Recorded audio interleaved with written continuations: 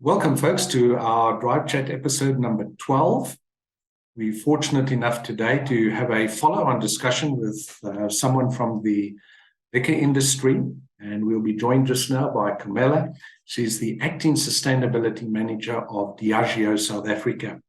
So, Carmela, please do join us, and we'd love to pick up on our last discussion, which took place in October. There we are. Carmela, welcome. Hi, Eugene. Thank you so much for having me. It's a pleasure. Carmela, if we can just pick up on our last discussion, we all got together. There were several organizations from the alcohol industry in October. The theme that we had during Transport Month was driving the influence. Of course, we know it's a play on driving under the influence. And of course, we want to discourage people as much as is possible from driving under the influence.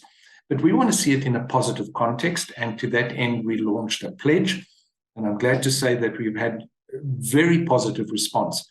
Would you mind if I just pose a few questions to you as Diageo, because you're a leader in the industry and obviously people look to you as an example. Maybe let's just kick off with asking you, you've been in the industry or you're aware of what's going on. We have aware.org, which you're all affiliated to. How have these initiatives with regard to encouraging responsible drinking, how have they evolved over the years, if you could share with us your views? Okay, thank you so much, Eugene, and thank you for having me here today. So I think in terms of how responsible drinking initiatives have evolved over the years, when you look back, I think the focus was really on shock tactics.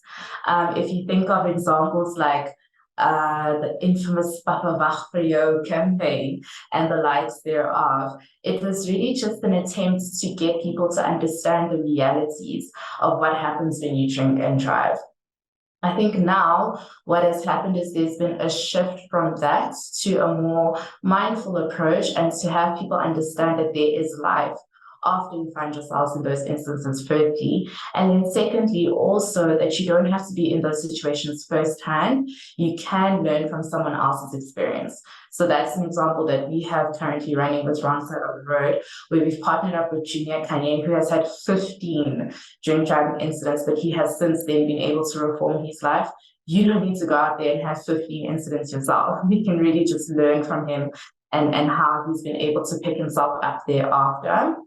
And then I think another thing is also just broadening the scope of what it means to drink responsibly. I know for purposes of our discussion, the focus is on responsible drinking in terms of driving under the influence, but there's also things like fetal alcohol syndrome, binge drinking, drinking and walking that is also quite dangerous as well.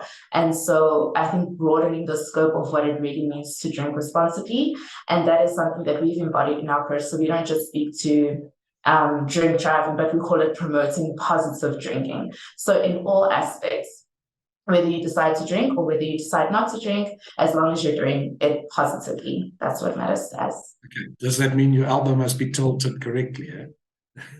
Sorry? Does that mean your elbow must be tilted correctly? No, I'm only kidding. Right. When you look at what's happening, is alcohol has been demonized by many people. And I think what we saw in COVID, and there's no doubt about it, that there were some aspects of the fact that people couldn't get alcohol that contributed toward a reduction of fatalities on the road. But I also think it highlighted the fact that if people want to drink, I remember the pineapple brew and things like that, and that in many instances did more harm than good. So whilst we're not yet trying to moralize about the decision, whether it was right or wrong from the government, but the question that can follow on naturally from there, why is it important? Because what we saw through COVID and what we've seen subsequent to that, and remember, we've gone through the festive season where the number of fatalities is pretty much the same, not necessarily with regard to driving under the influence, but it was there.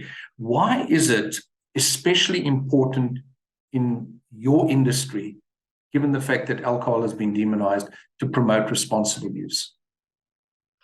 Well, I think it's especially important because it's the only way that our business can really, well, not the only way, but one of the key ways in which our business and our industry can really sustain itself. Like you mentioned, unfortunately, the products that we sell do and can have a negative, highly negative repercussions on people's lives. And so it's not enough for us to just put a lot of like budget behind promoting our brands and making it look all cool and appealing to customers. What is also important is making sure that we understand and we take an active stance towards those negative repercussions, because like you saw, when it's time to be on the chopping block, we'll be the first ones to go.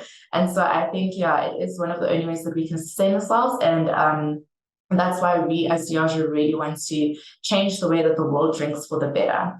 So yeah. Thank you for sharing that. You know what, I think one of your brands is Johnny Walker, correct?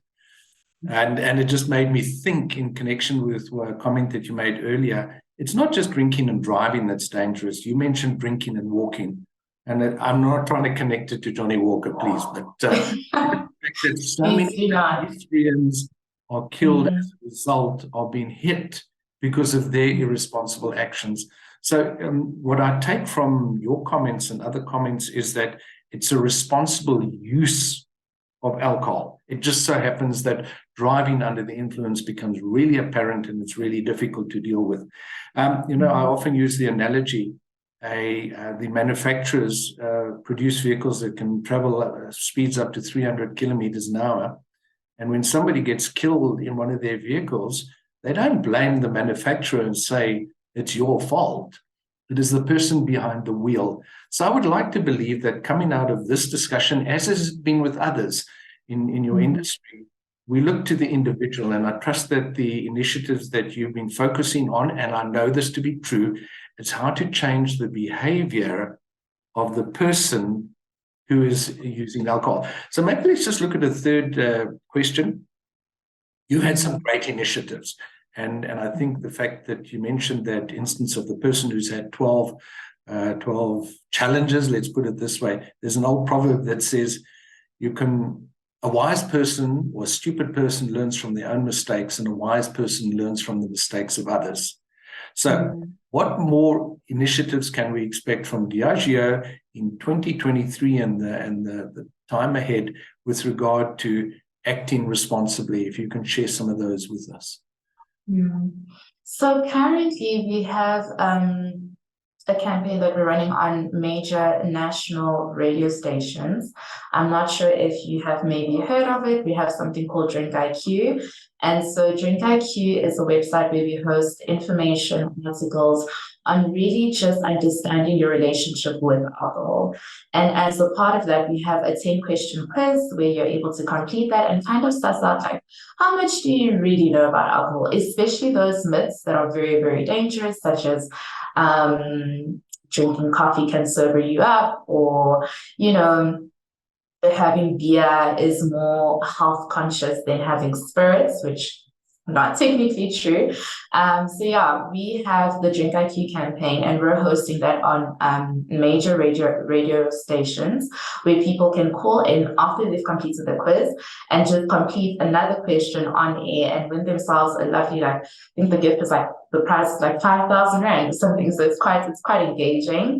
And I must say, since we've been running the campaign, so we started that off just before the festive season, and we're about to finish it off now this week. And I must say the traction that we've gotten is quite good. A lot of people saying like, wow, they didn't actually know that about alcohol, and just really learning what the real effects of alcohol can be. Can you share with us some of the results that you've found as a result of that Drink IQ survey? Yeah, so basically up to date, we have been able to reach more than 10,000 people. And a lot of them have actually mentioned that things like I mentioned now, so the myths around alcohol, they actually believed it to be true. And so only after they've been able to complete the quiz that's when they're able to see that, okay, these are actually myths, and how can I implement it in my life and kind of be a more conscious and responsible drinker. And so, yeah, I think that's been quite eye-opening for us all, and we're quite happy with the reach that we've had so far. Obviously, it's not just about numbers for us, so we're quite happy to have anyone just have the word out there that, you know, Drink IQ does exist. And if you really want to understand the impact that alcohol can have on your life, it is a platform that we have there. And then similarly to that, we're also targeting students. We have a nationwide campaign that is actually kicking off this week. So this will be where we will be going to all major universities as well as tertiary institutions, relaying the message of Drink IQ, because I think that is quite a good age to kind of capture them with the responsible drinking message that we have.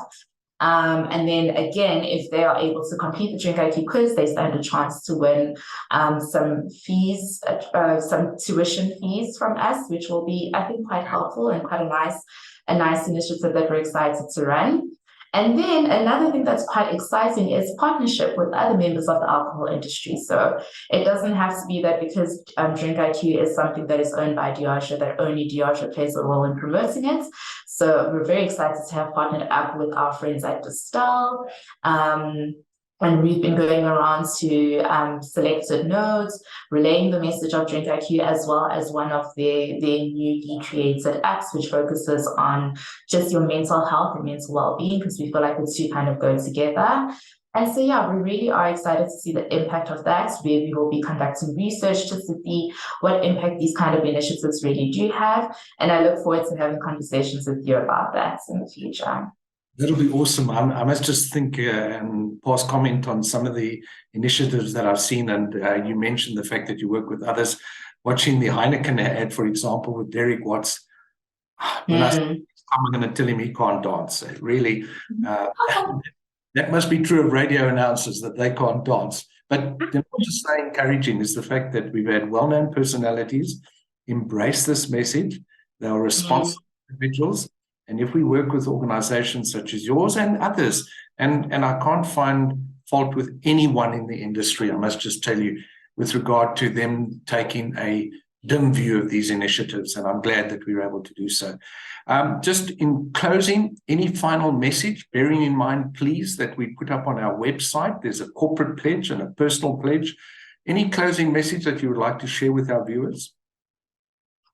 I think just whether you decide to drink or not to drink, make sure that you are doing it in the best way possible. You're making a very conscious choice of what you're doing. That is all that we aim to promote. So changing the way the world drinks for the better is just ensuring that you're conscious of what's happening. You really are as knowledgeable as you possibly can be.